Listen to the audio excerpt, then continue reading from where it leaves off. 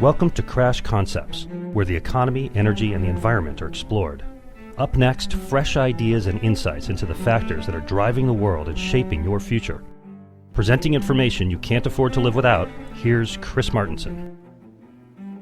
Welcome to another Peak Prosperity podcast. I am your host, Chris Martenson. Well, here it is. It's July of 2012, and the world faces the prospects of an extremely poor harvest due to droughts in the U.S., other weather disturbances across the globe. Global coal consumption continues to increase with every passing day as 2 new coal-fired electricity plants are brought online each week, and as the limitations and expense of solar, wind, and conventional nuclear technologies are illuminated, perhaps it's time to try something new. Now, as I've said at many points in my writing, presentations, my book, we don't really need any new technologies to be discovered. There are, in many cases, solutions already on the shelf that we simply have to get serious about adopting. Now, there is one technology up on a shelf that we could take down, dust off, perhaps give a try. First tried experimentally back in the 1960s, the idea centers on using nuclear materials in a liquid fluoride salt form instead of a solid form, and specifically using thorium in that fuel cycle. Today, we're talking with Kirk Sorensen, a leading proponent for liquid fluoride thorium reactors, LFTRs, or LIFTR technology, and co-founder of Flybe Energy, dedicated to developing a thorium-based reactor. Now, Kirk has been studying thorium technology since 2000 and operates the website energyfromthorium.com. Welcome, Kirk. Thanks a lot, Chris. I really appreciate the opportunity to be here today. Great. Well, I've certainly received a lot of requests to investigate thorium reactors over the past couple of years and to talk with you in particular. So before we get started on that, can you tell our listeners a little bit about yourself, your background, your training, your current position? Sure. My training is in engineering. I'm an aerospace engineer, and I have a master's degree from Georgia Tech, and I'm working almost done with another master's degree in nuclear engineering from the University of Tennessee. I spent 10 years with NASA doing technology development at the Marshall Space Flight Center, then a year with Teledyne Brown Engineering here in Huntsville as their chief nuclear technologist, and then last year with my co-founder Kirk Dorius started Flybe Energy to develop and commercialize LIFTR technology. Oh, fantastic. So this LIFTR technology, let's dive right in. First of all, what are the key problems that we're trying to solve here in the energy space as you see them? We need to drastically reduce the cost of energy generation while at the same time dramatically expanding its availability to the world. And the number of energy sources that are capable of doing that are really, really few and far between. And then when you whittle it down even further to having energy sources that are dispatchable and reliable, the list gets really short. To me, it becomes clear that we have to access the energy of the nucleus if we want to have dense, low-carbon, reliable energy. And then the question becomes, what path do you want to take? Do you want to take fission or fusion? And I think a lot of people, including myself, were initially enamored with fusion, but found reasons to realize that it's going to stay on the horizon for a long, long time. And then I, through a series of accidents, learned about a totally different form of nuclear fission power based on thorium that had, as you mentioned, had been substantially investigated in the 50s and 60s by, in my opinion, some of the most brilliant minds in the world, and rejected for reasons that I don't think stand up to scrutiny today, reasons that were largely political and not technical in nature. And so that's why, for years, I wondered, why aren't we doing this? But I was at NASA doing aerospace work, and it just sort of sat on the side until I started that website and began to engage a more global community in this discussion.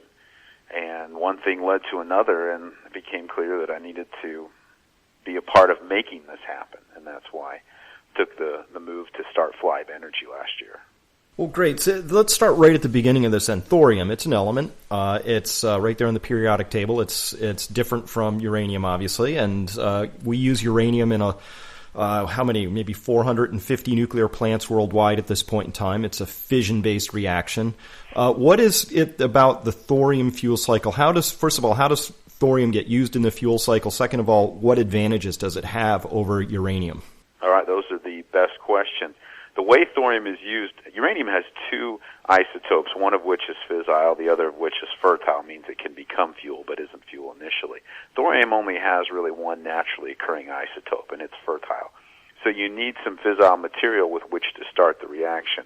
But what happens is neutrons bombard thorium, and the thorium nucleus absorbs a neutron and turns into uranium-233, which is fissile, which is a fissile material. And that's really where the magic happens, because when uranium-233 fissions, it gives off enough neutrons to continue the conversion of new thorium into fuel and existing U-233 into energy through fission. And I know that probably sounds like a mouthful, but this is really kind of where the magic is it's the only nuclear isotope that does this in what's called a thermal spectrum reactor. That's what's different about thorium than uranium, is it gives off enough neutrons to continue its consumption. Analogy I've heard used before, it's kind of like when you go camping and there's wet wood and there's dry wood, and you can start the fire with dry wood, and if you get the fire hot enough, you can even burn the wet wood. Thorium and uranium-238 are both like the wet wood. If you dry them out to the form of turning them into fissile material, then you can burn them for energy. But only thorium can do this in a thermal spectrum reactor. And that begs the question, what's a thermal spectrum reactor and why should I care? It's a reactor. All of our reactors today are thermal spectrum reactors, and what that means is they slow down their neutrons. It makes them much more they're able to get a lot more energy per unit of fissile material, and they're a lot easier to control. That's why we do it that way. Some people have talked about fast spectrum reactors. That's the way that you can potentially consume uranium more efficiently, but it's the only way you can consume uranium more efficiently. Thorium can be consumed efficiently in a thermal spectrum reactor.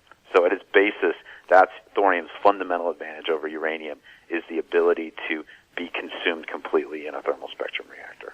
So it's being consumed, and it's going through this process where ultimately it's getting converted into U-233, which is then ultimately giving us our completing the cycle and renewing it as it goes around. So in this, is that roughly right?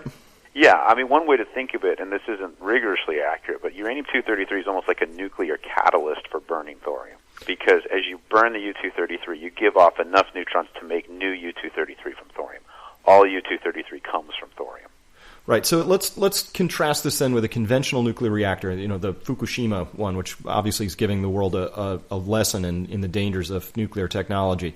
So this is a solid fuel reactor. They have these solid pellets that are created out of a mixed oxide. They're clad in this zircaloy sheathing to make these rods. And in that process, how much of that nuclear fuel is actually consumed and how much becomes waste? From the original uranium ore that you've mined out of the ground, you're only consuming about half of 1% of the energy there. And that's not happening because we're stupid. It's happening because there is a basic limitation. In a thermal spectrum reactor, you can't make more plutonium from uranium-238 than you consumed. It's just not possible, because plutonium, when it fissions, does not give off enough neutrons to continue the conversion reaction. That's the basic salient difference between it and thorium. In order to get plutonium to perform better, you have to go to a fast spectrum reactor. And that's what the nuclear industry has been dreaming of for 50 years, but really hasn't happened, because there are some substantial disadvantages of taking that approach. So thorium's advantage is that it can be used sustainably in a thermal spectrum reactor. All right. So when we're burning, getting maybe half of 1% of the energy out of the solid fuel reactors, the rest presumably becomes a byproduct waste that we have to deal with, right? We store it in pools and figure out. Well, we don't actually have a plan for it at this point, as far as I can tell. And let me split it into two waste streams. I mean, in the enrichment process, where uranium is rich in the first place, 5 parts out of 6 of the uranium become waste, and that's where depleted uranium comes from. That's uranium where you decrease the amount of uranium-235 in it. So right off the bat, there's a 85% cut. So only like 15% of the uranium even makes it into the fuel rods, and of that, only a few percent is consumed. So that's a few percent of 15%. That's why it's really poor fuel efficiency, and thorium offers the potential for radically improved fuel efficiency. So give us some numbers. If when we start using the thorium cycle, how much would actually get converted into energy? if we use lifter technology, if we use the liquid-fueled approach that we're talking about, we anticipate that we could probably get above 90%. The theoretical limit is about 98.5% that you could actually consume. But it looks like getting in the high 90s is very doable. High 90s from 0.5%.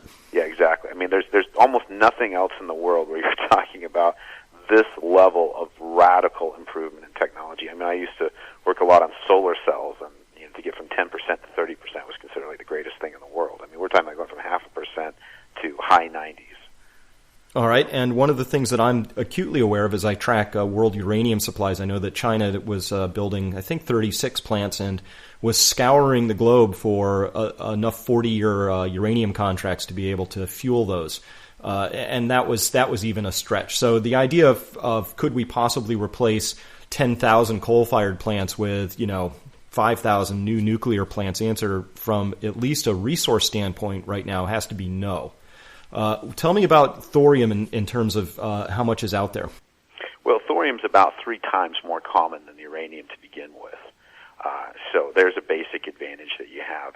And because the thorium only occurs essentially in one form, in one isotope, it's all usable in the reactor. So right now, thorium is basically a waste product of rare earth mining. It's always found with rare earths. It's found in monazite sands. And in fact, when rare earth companies are looking for rare earths to mine, they'll advertise that they've got a low thorium content vein because the thorium it's considered worse than worthless.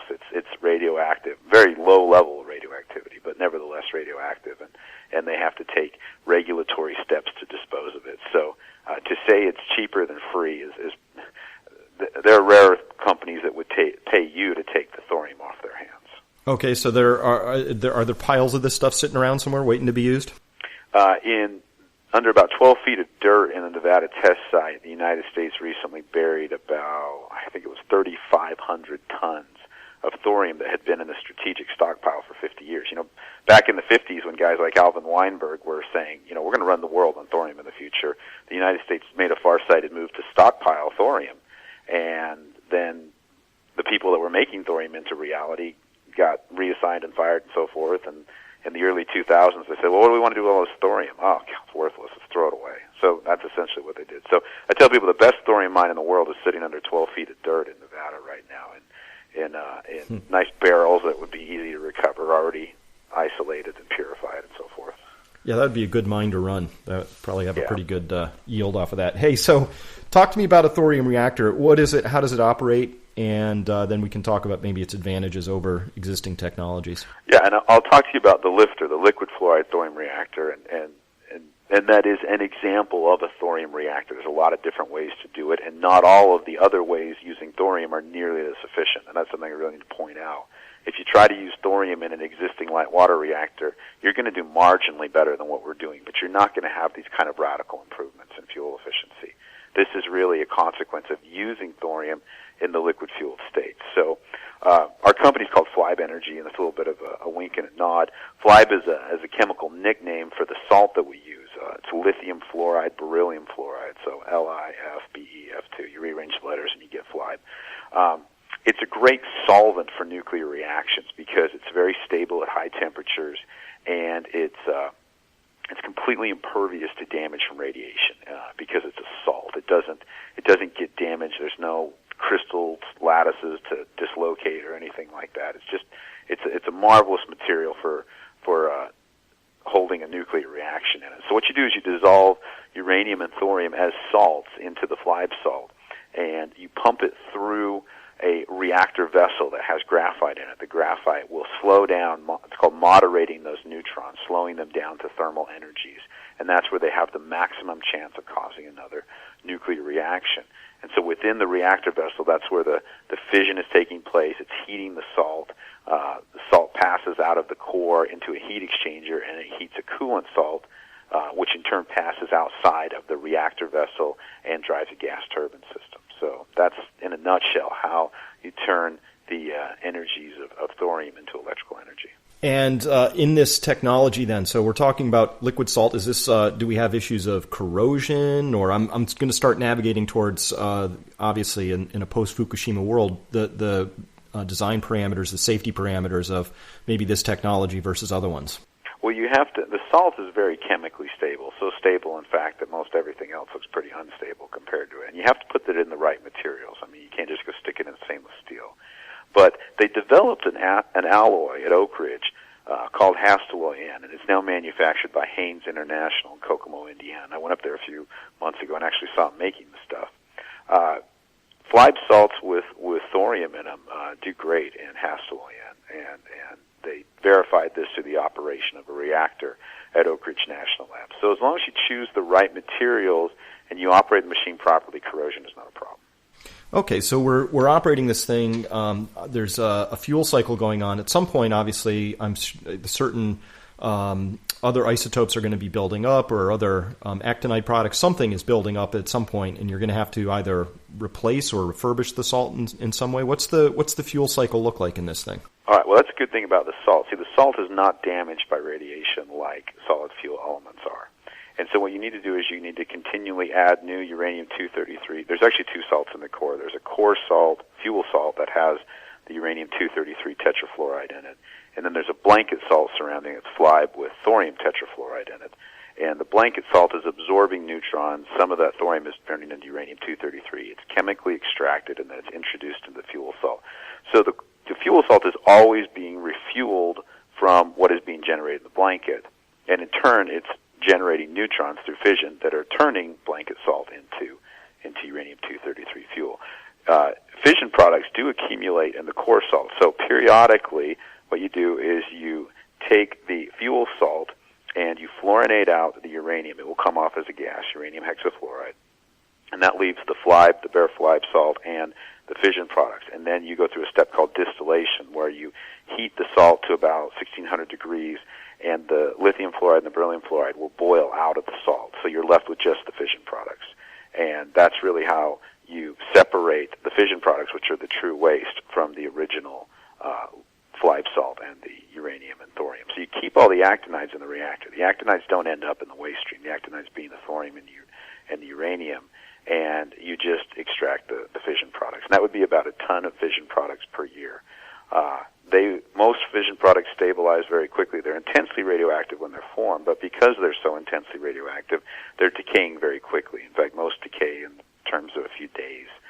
Some take weeks, and a few take years, but it's really remarkable. I spent a lot of time modeling this. It's really remarkable just how fast fission products decay to stability. In this scenario, obviously, in the conventional nuclear technology, some of those fission products have half-lives that are measured in decades and longer. Yeah, there's two in particular, strontium-90 and cesium-137, that have 30-year half-lives, and they're most of the trouble when it comes to fission products. But there's a rule of thumb, 10 half-lives and it's gone. So in 300 years, strontium and cesium decay essentially they decay away to stability. Right. So when you mentioned a ton of waste per year, that obviously you could let that sort of reduce itself over time through half-life decay. But that ton per year, at what scale are we talking about? That would be if you were running a gigawatt plant for a year. A standard gigawatt reactor. Pretty typical plant. Because each plant will burn through about a ton of thorium each year and produce about a ton of fission products. Most of those fission products are stabilized very quickly. For instance, xenon, it's about 15% of the fission products. Stabilizes in about a month. Okay. So we have a ton per year, and compare that to the waste stream off of a conventional reactor? Well, a conventional reactor also produces about a ton per year of fission products, but most of the waste in a conventional reactor is unburned actinides. About 95% of the fuel is uranium-238 that's still there, it's not consumed, and then you've got about 1% uranium-235 that wasn't consumed, about 1% plutonium, and some higher actinides like the americium, curium, neptunium. That's really the stuff that drives the long-term waste management issues, is the higher actinides, the sometimes called the transuranics, the stuff beyond uranium that really is the headache for long-term waste disposal. In the thorium fuel cycle, you really minimize the production of transuranics entirely because you're starting from such a lower number. You're starting from 232 instead of starting from 238. So you go through a lot of steps where fission is very likely before you make it to your first transuranic. All right. right, so you mentioned that there was some experimental work done on this at Oak Ridge back in the 50s and 60s. So how close did we get to actually seeing a full demonstration of the thorium fuel cycle? Well, the full demonstration was actually the next step. They ran an experiment called the molten salt reactor experiment from 1965 to 1969. That was mostly about understanding the operations, evaluating material compatibility, so forth. It was very successful. They shut it down. They appealed to the Atomic Energy Commission for monies for the next step, which would have been called the molten salt breeding experiment. And that would have shown the complete approach with thorium and making power from thorium and generating electricity. At that time, the Atomic Energy Commission, though, was fully committed to the plutonium fast breeder reactor, which was cooled by liquid sodium. And they didn't want any distractions from their plans, so they pretty much arrested with extreme prejudice the research into thorium and molten salt. That was really unfortunate because within just a few years after that, the plutonium program had been canceled by President Carter, and that would have been the moment in about 1977, 1978 that somebody should have said, hey, maybe we made a mistake killing thorium back in 72. Maybe we should go turn that back on again.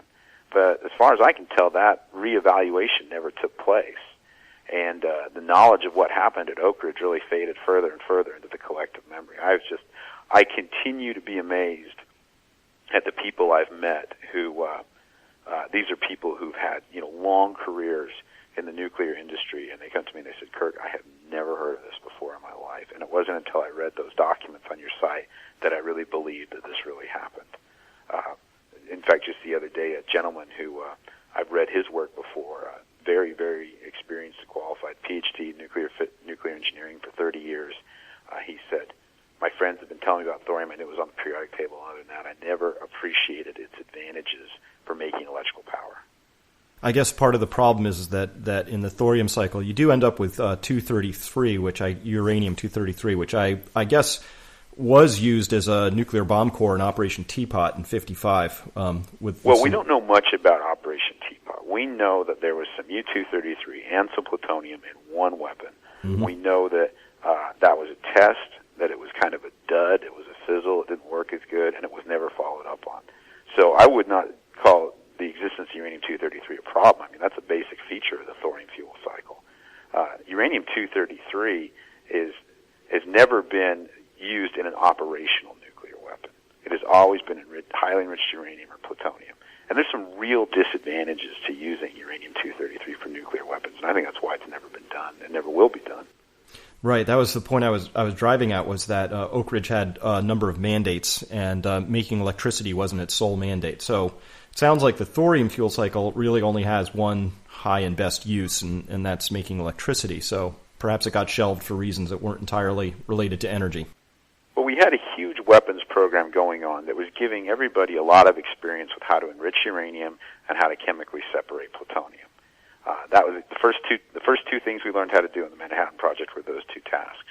So it's not terribly surprising that when we turned our attention to making electrical energy, we sort of went to what we knew, which was highly enriched uranium and plutonium rather than thorium, which they looked at thorium very early on in the Manhattan Project. First question was, can you make a bomb out of it? The answer was, well, theoretically, yes. Practically, no, not really. Not ideal. Not the best stuff around. So, okay, so we have part of the cycle has been demonstrated. Let's talk about what it would take to get all the way through the demonstration of this at this point. How much of the technology do you believe can be dusted off? Obviously, you've mentioned one thing, that the people involved in this have aged. Some of them have probably died. So we've maybe lost some of the... We'll have to relearn a few things is kind of what I'm getting at here. You're absolutely right, and I've been in pretty regular contact with the surviving members of the molten salt reactor program in Oak Ridge, and these are guys that are in their, the young ones are in their late 70s, most of them are in their 80s, and to be more honest, most of them are dead.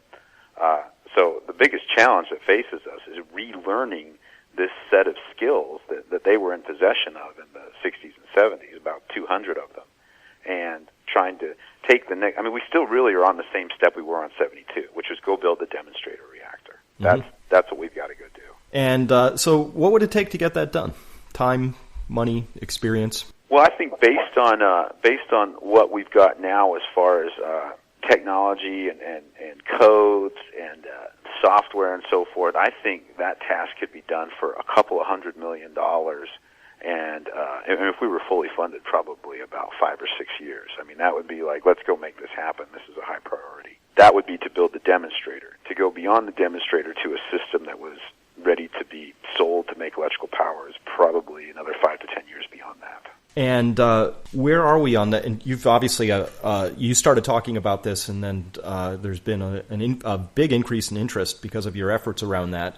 How close do you think we are to getting the right kind of interest to really go forward with the initial demonstration project? Well, one thing that we're definitely doing differently than what was done before is we're pursuing this as a privately financed venture rather than government research. You know, I thought for a while that perhaps the DOE would pick this up or it would be done under government auspices, but that doesn't appear to be the case.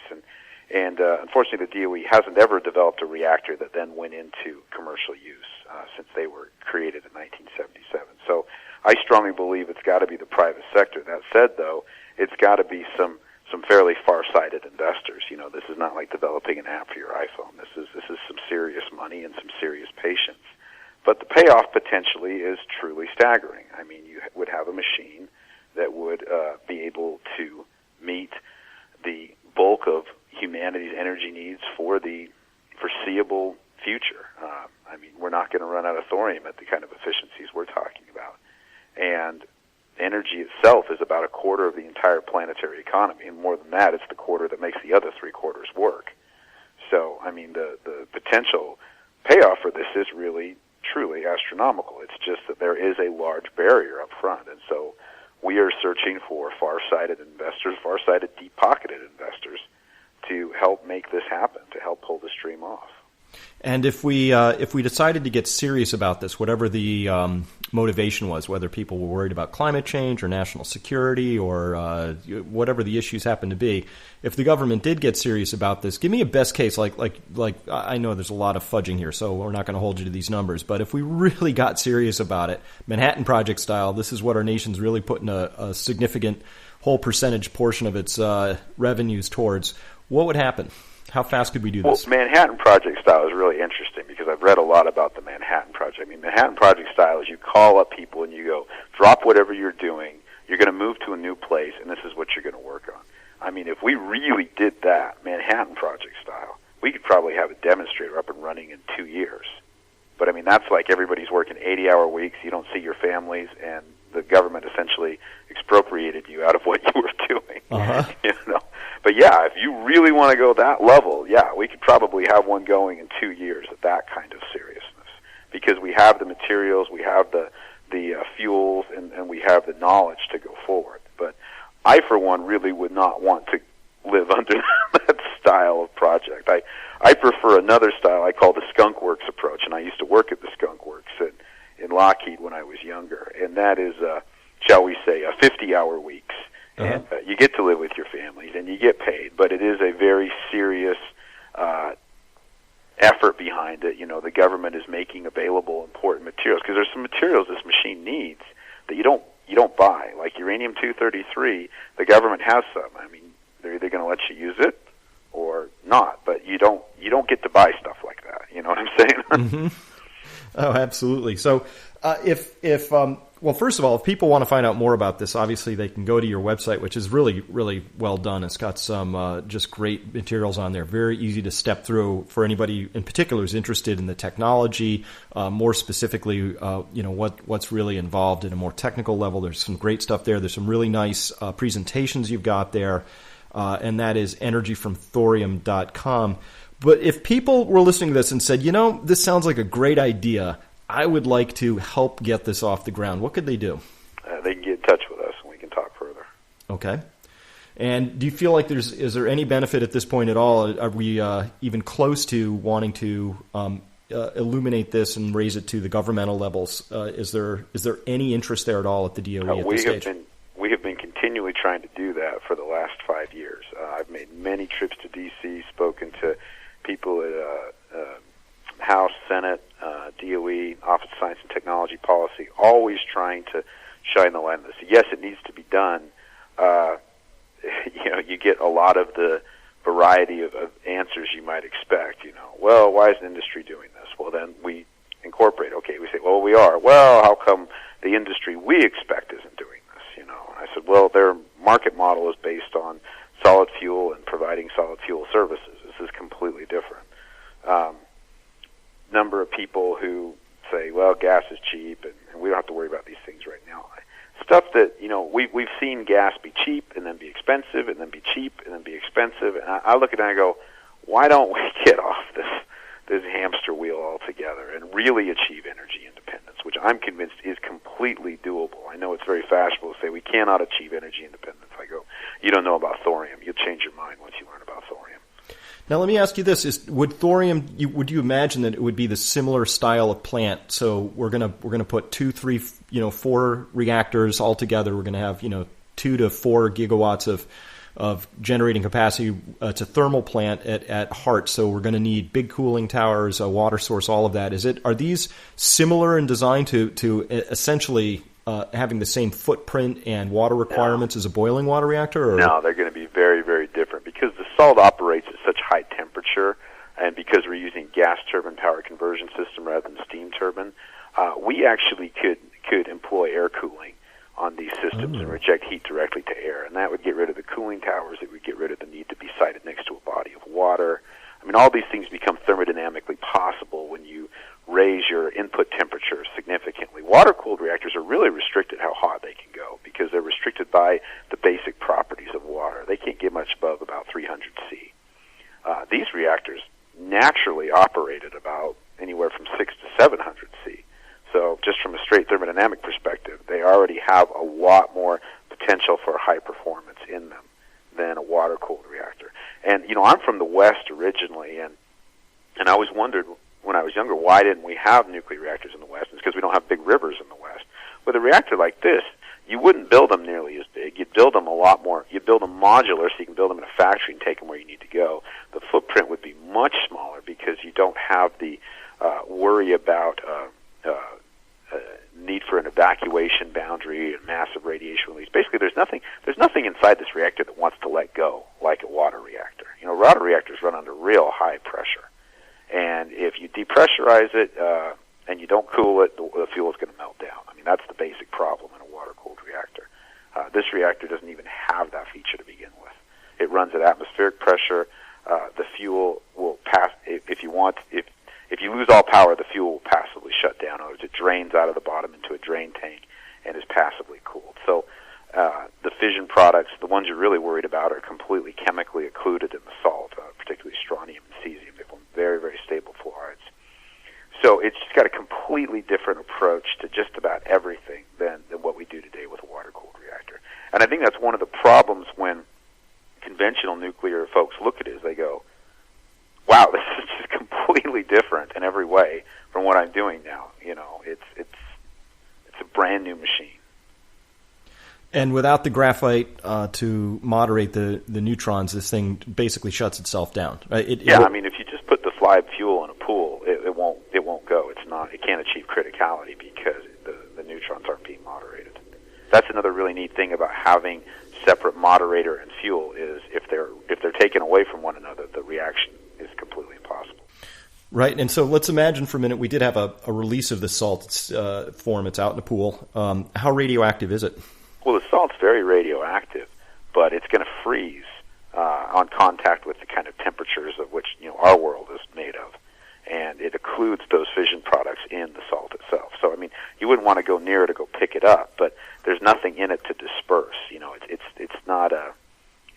It's not in a form that wants to spread out in the environment. So they're like little hard rock. Yep. So, and we could build these, if you said in modular form, maybe instead of having to have these big, giant, centralized ones, because there's a lot of reasons for that, but the cooling is a big portion of that. The cooling's a big deal. And the other thing about light water reactors is their economics get better the bigger you build them. Mm-hmm. There are certain things in that reactor that really favor a large scale.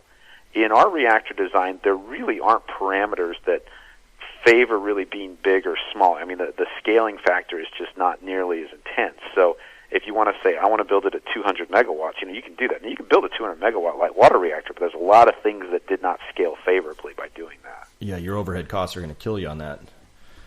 All right, so this all sounds very interesting. And so I guess the final question is, why aren't we doing this? question I ask myself every night, Chris. Especially as I watch the news and I see all of these problems that are described, and I turn to my wife and I said, all of these could potentially be solved through the application of lifter technology. I mean, it's just really amazing when you consider the scale of what's going on. Why aren't we doing this? Well, I'm doing it, and that's about all I can speak for is I'm trying to make it happen. I hope others will join me. Well, I really appreciate you picking up the flag and running with it, because it certainly sounds exciting. It definitely, there's enough there that we owe it to ourselves, I believe, as a nation and possibly as a globe, to investigate it further, to either rule it in or rule it out conclusively. It sounds very intriguing at this point. So if people want to follow you and find out more and potentially even get in contact with you, how would they do that? You go to our website, Flibe Energy, FLIBE-energy.com, and there's contact information on there. We also have the energyfromthorium.com site. That's, it's not part of our company. It's something I started originally. Facebook and Twitter feeds off there. So there's a lot of different ways to follow what's going on if you're interested. Well, thank you so much for your time, Kirk. It's been illuminating, and I really hope that we can help get the word out. All right, my pleasure. Thank you, Chris.